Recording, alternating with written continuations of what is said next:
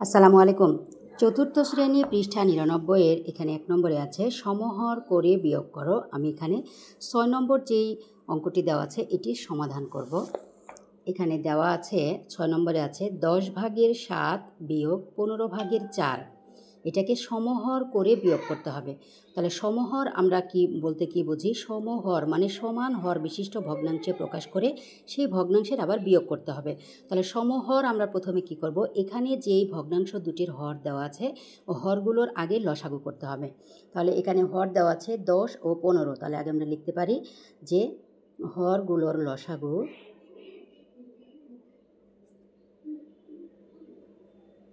লসাগু এখানে ১০ এবং ১৫ এবং ১০ এবং ১৫ লসাগুটা আগে করে দেখব যে লসাগু কত হয়। তাহলে লসাগু হচ্ছে দুইটি সংখ্যাকে একই সংখ্যা দ্বারা ভাগ দিতে হবে। এখানে আছে ১০, এখানে আছে ১৫। এই দুইটা সংখ্যাকেই ৫ দ্বারা ভাগ যায়।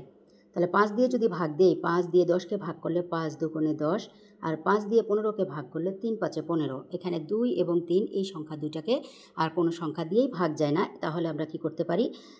যেটা দিয়ে ভাগ করেছি সেই সংখ্যা এবং নিচে যে দুটি সংখ্যা আছে সেগুলোর গুণ করে দিতে হবে।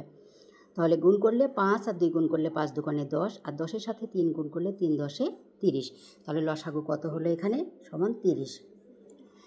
এখন সমহর করার নিয়ম, লসাগু করে যেই এখানে লসাগু বের হবে, হরগুলো লসাগু করে এই লসাগুকে প্রথম সংখ্যার যে ভগ্নাংশের যে হর দেওয়া আছে এই হর দিয়ে আগে লসাগুকে ভাগ করতে হবে। তাহলে এখানে আমার আছে হলো লসাগু আছে হলো ৩০। তাহলে ৩০কে প্রথম সংখ্যার হর আছে কত? ১০। ১০ দ্বারা ভাগ করব। ১০ দিয়ে ভাগ করলে ৩ ১০-এ ৩০।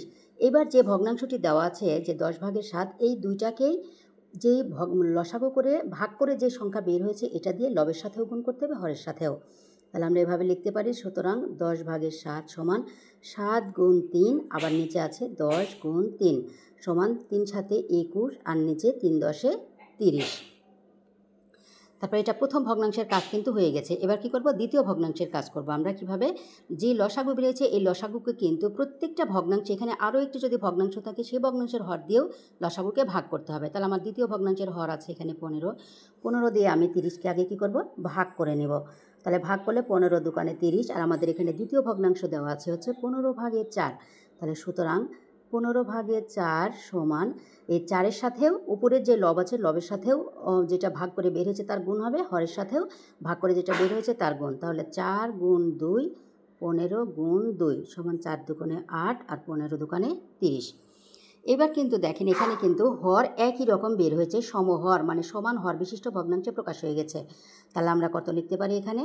৩০ ভাগের ২১। তারপরে যেহেতু আমাদের এখানে বলেছে বিয়োগ করো, সমহর করে বিয়োগ, তাহলে বিয়োগ দিয়ে করে দেওয়া আছে ৮। এখানে ৩০ ভাগের ৮ দেওয়া আছে। তাহলে দুইটা হর একই রকম আছে। এখন আমরা এটা কি করব? যেই ভগ্নাংশে আমরা প্রকাশ করবো এখানে আগে লসাগু করে নেব। তাহলে বিয়োগ করলে আমরা কি করব? আগে হর দুইটার লসাগু করব। যেহেতু দুইটা হরই দেওয়া আছে ৩০, তার মানে লসাগু কত হবে? ৩০। এবার ৩০ দিয়ে ৩০কে ভাগ করলে ৩০ ১-কে ৩০ ১ হয়, আর ১ দিয়ে উপরের হরের সঙ্গে গুণ করলে ২১ ১-কে ২১। এবার বিয়োগ কত হলো এখানে? এবার এই বিয়োগ চিহ্ন। তাহলে ৩০ দিয়ে যদি আবার ৩০কে ভাগ করি ১ হয়, ১ দিয়ে আবার ৮কে যদি গুণ করি তাহলে ৮ ১-কে ৮ হয়। যেহেতু এখানে বিয়োগ, তাহলে ১১-র মধ্যে ৮ বাদ দিলে থাকে হচ্ছে ৩, হাতে ১, ২-এর মধ্যে ১ বাদ দিলে থাকে হচ্ছে ১, আর নিচে কত ছিল আমাদের এখানে ভাগ দিয়ে? ৩০। তাহলে এখানে কত হলো? যেহেতু আমাদের এখানে লঘিষ্ঠ আকারে প্রকাশ করা যায় না, তাহলে এটাই হবে এর রেজাল্ট। তাহলে ৩০ ভাগের ১৩ই হচ্ছে বিয়োগ করে সমহর করে বিয়োগ করে বের হয়েছে ৩০ ভাগের ১৩। আশা করি সবাই বুঝতে পেরেছেন। ধন্যবাদ সবাইকে। আসসালামু আলাইকুম।